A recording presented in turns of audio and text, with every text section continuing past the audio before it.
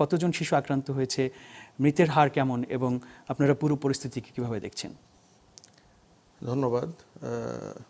আমি লাস্ট 15 দিনের স্ট্যাটিস্টিক্সটা দিলে সবচেয়ে সুন্দর হয়, কারণ একদম আপ টু ডেট এটা আছে। সেটা হলো সন্দেহজনক হামের রোগী ভর্তি হয়েছে 2314 জন, আর এর মধ্যে ল্যাব কনফার্ম কেস 427 জন।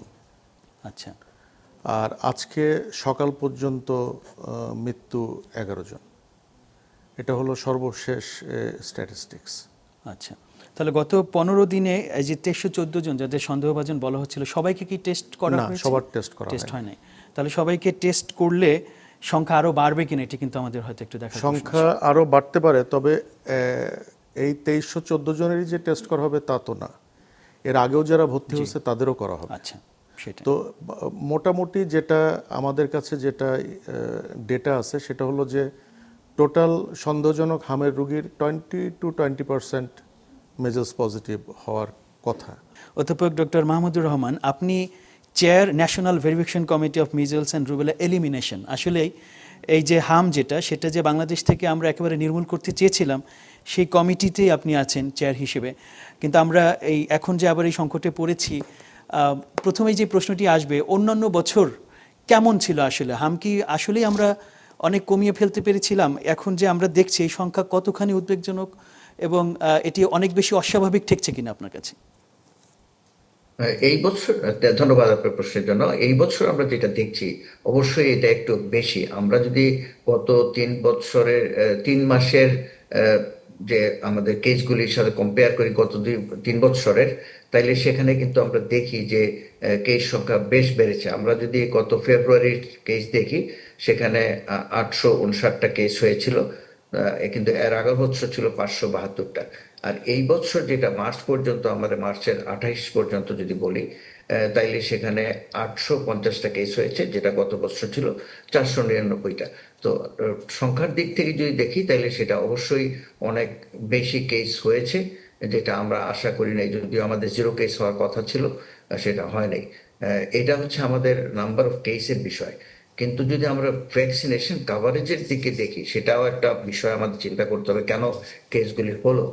আমরা যদি দেখি 2023-24 দিকে আমাদের কাভারেজ কিন্তু ন্যাশনাল লেভেলে যেটা আমাদের অ্যাচিভ করার কথা 95%, যেটা হার্ড ইমিউনিটি দেয় এই হামের জন্য, সেটা কিন্তু আমাদের 97.9 এবং 96.2 ছিল দুইটা ডোজের ক্ষেত্রে। কিন্তু 2025-এ সেটা নেমে গিয়ে আমাদের 92.8 এবং 90.6 চলে আসে। তো এইটা আমরা যখন আবার ডিস্ট্রিক্ট লেভেলে দেখি অথবা উপজেলা লেভেলে ভাগ করে দেখি, তখন কিন্তু আমরা অনেক পকেট পাই যেখানে কাভারেজ অনেক কম।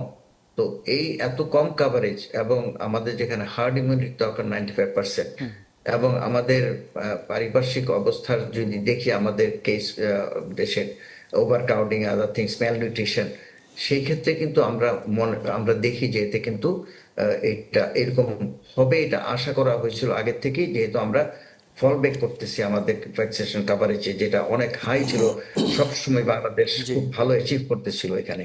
তো এটা একটা কারণ। আরেকটা কারণ আমি একটু উল্লেখ করতে চাই এখানে, যেটা হচ্ছে যে আমরা গত কয়েক বছর যাবতীয় দেখছি যে আমাদের ফার্স্ট ডোজ যেখানে আমরা 9 মাসে দিই, তার মধ্যে কেস হচ্ছে 9 মাসের আগে। এবং এইবার যেটা হলো, এখন আমরা দেখতেছি যে আমাদের যতগুলি কেস হয়েছে তার 34%ই হচ্ছে আপনার 9 মাসের নিচে। জি।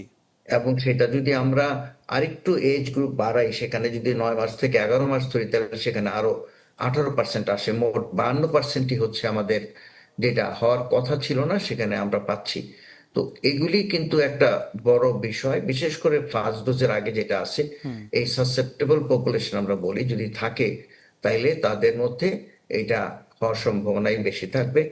আরো একটা পয়েন্ট যেটা আমি উল্লেখ করতে চাই, যে একটা মিসেলস কেস কিন্তু, হাম কেস যেটা বলতেছি, যে সাধারণত 15 থেকে 18টা কেস হতে পারে যদি তারা ভ্যাকসিন দেওয়া না থাকে। তো সেইটাও কিন্তু একটা বড় বিষয়। এবং আপনারা জানেন যত ইনফেকশন ডিজিজ আছে তার মধ্যে মেজলস হচ্ছে হাইয়েস্ট, যেটা আমরা বলি সংক্রামক সবচেয়ে। হ্যাঁ, জেনারেশন টাইম, মানে এত বেশি এটা ছড়াইতে পারে।